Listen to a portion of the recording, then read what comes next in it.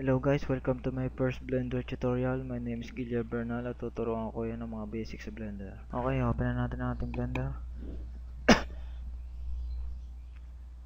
Left click. Activate natin yung ating screencast keys para makita nyo yung pinipindot ko. Activate natin N para i-hide natin yung palette na yun. Ang una kong lesson ay view controls. Numpad 1 front view. Numpad 3 right view. Numpad 7 top view. Control numpad 1 back view. Control numpad 3 left view. Control numpad 7 bottom view. Makikita nyo naman dito yan. Control numpad 3 left view. Numpad 3 right view. Control numpad 1 back view. Numpad 1 front view. Control numpad 7 bottom view. Numpad 7 top view. Numpad 0 camera view. Okay, punta tayo sa front view. Ito yung ating camera. Pag pinindot natin ng 0, camera view. Balik tayo sa front view. Hold middle mouse button, then drag, rotate view. Rotate view. Hold shift, then middle mouse button, then drag, pan view, panning view, panning. Zoom in, zoom out, scroll wheel. Okay, move na tayo sa next lesson, selecting. Right click, select. Select natin yung camera. Right click, select. Ito yung ating lamp. Ito yung ating default cube. Paano kung gusto kong i-select tong camera pati yung cube? Ito, pag ni-right click ko, na-unselect yung cube. Paano kung gusto ko i-select yung cube na hindi na-unselect yung camera? Shift right click, unselect. Shift right click natin yung lamp, unselect. Na-select na yung tatlo. Zoom out natin. A, unselect all. A, select all. A, unselect all. B, then left click, then drag, back select. B, then middle mouse button, then drag, unselect. Right click, select, shift right click, unselect. Okay. Zoom in, zoom out. Ang aking next lesson ay keyboard common hotkeys. Punta tayo sa front view. Ang left click nga pala ay 3D cursor positioning. Ito yung ating 3D cursor. Left click natin, positioning. Punta sa top view, lagay natin sa gitna. Front view, lagay natin. Yan. Okay, next lesson, common keyboard hotkeys. Select natin yung cube. S, scale. Scale. Right click, cancel scale. Scale ulit natin. Left click, confirm scale. Control C, undo. Punta tayo sa front view. 5, perspective view. 5, orthographic view. Perspective view pala to. 5, orthographic view. Pag orthographic view, flat. Perspective view, ganan. Perspective. Punta tayo sa front view. Punta tayo sa orthographic view. Numpad 5. R, rotate natin. R for rotate. Right click, cancel rotate. Rotate ulit natin. Left click, confirm rotate. Control C, undo. Okay.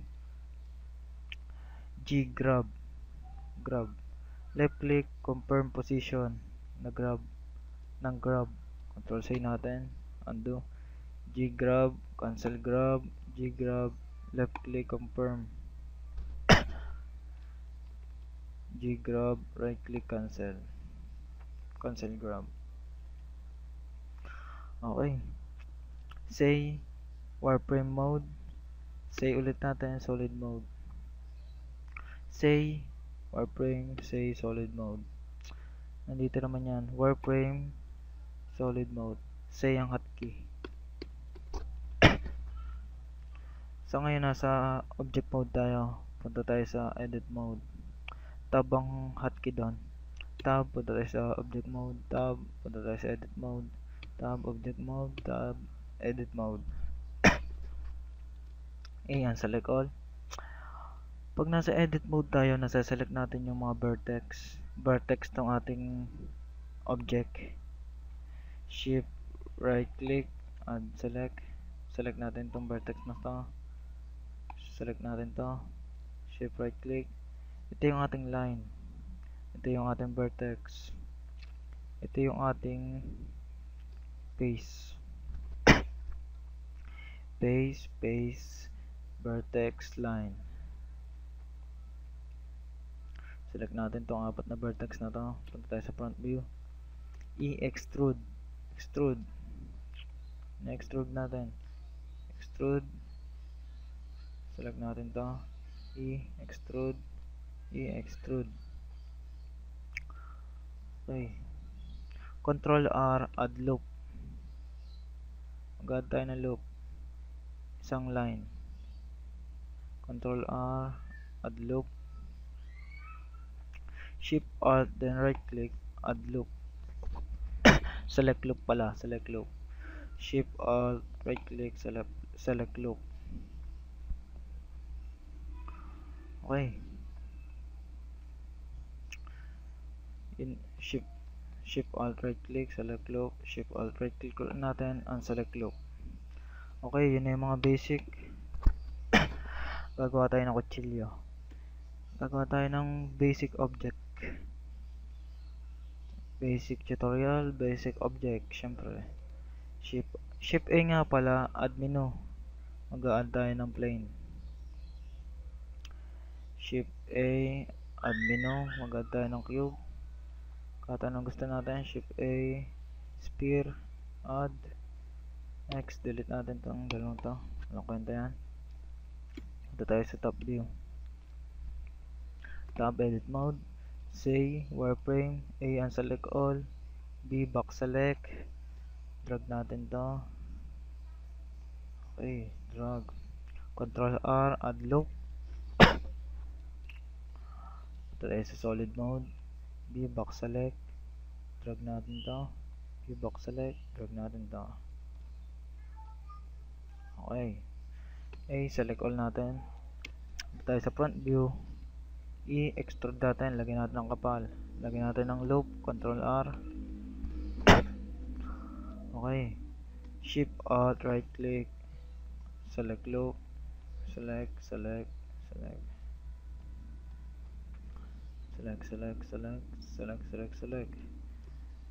S scale. Then pindutin nyo yung say para mag-scale sa say axis. Lagyan natin ng parang may mali. Hindi pa pala natin na-extrude. Punta tayo sa top view. Extrude natin. Punta tayo sa wireframe. B box select natin to. Yan. Select ulit natin.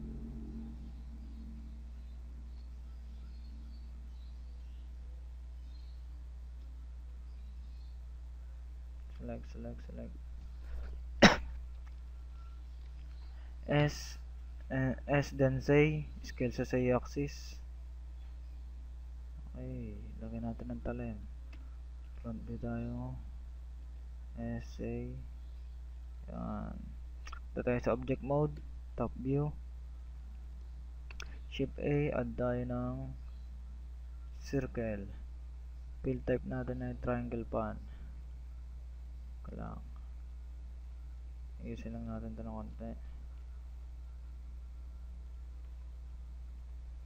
Parang yan. Tab, object mode, select natin ito. Tayo sa right view. Rotate natin sa Y axis 90 degree. Tayo sa front view. S scale sa Y axis. Okay. Wireframe natin, zoom in, S, scale, top view, scale. Ito tayo sa edit mode, extrude natin sa negative Y axis. Okay. front view, gitna natin. Tayo sa object mode ulit. Say solid mode, add ulit tayo ng isa pang object. Lagay tayo ng cylinder. Right view, grab, left click, rotate 90 degree. Front view, S, scale sa z-axis. Ito natin dito.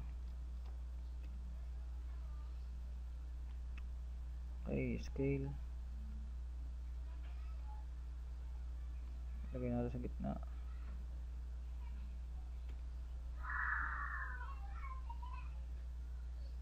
Scale natin ng paliit ng konti.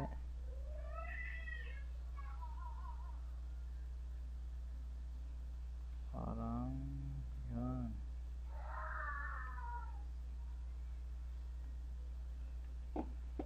Scale pa natin ng konti. Top view, say solid mode, edit mode, say wireframe, drag natin, box select, masyado mahaba ang handle. Okay, tapos na ating simple object, kutsilyo. Sa ngayon magkakahiwalay na object yan, itong brace, itong handle, itong blade. Paano kung gusto kong pagsamahin yung tatlong object para maging isang object na lang? Okay, select natin yung tatlong object, Control J, pinag-J natin yung tatlong object, isang object na lang yan. Okay, punta tayo sa object tab, rename natin, maganda pangalan, badass knife, badass knife, badass motherfucking knife, palitin natin, knife, badass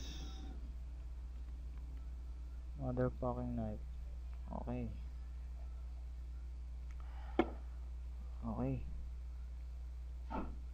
Okay guys, sa next tutorial ko na natuturo sa inyo kung paano ito lagyan ng kulay. So ngayon, yun na muna. Yun ang mga basics sa Blender. Sana marami kayo natutunan. Salamat sa panonood. Pag maalam na kayo mag Blender, gagawa tayo ng team, gagawa tayo ng laro. Malay nyo yung larong magagawa natin pumatok. Pag pumatok yun, lalaki ang ating team hanggang maging organization na. Isipin nyo yung Flappy Bird na yun, simpleng laro lang pero pumatok. 50,000 ang kinikita araw-araw. Pag nakagawa tayo ng laro na papatok, yayaman tayo, sisikat pa tayo. Pag sikat, pag dami ng members na sasali sa ating team, hanggang maging organization na. Pag nagpatuloy, magiging company. Come on guys, together we will make history. Good luck sa atin, magsimula na kayo mag Blender.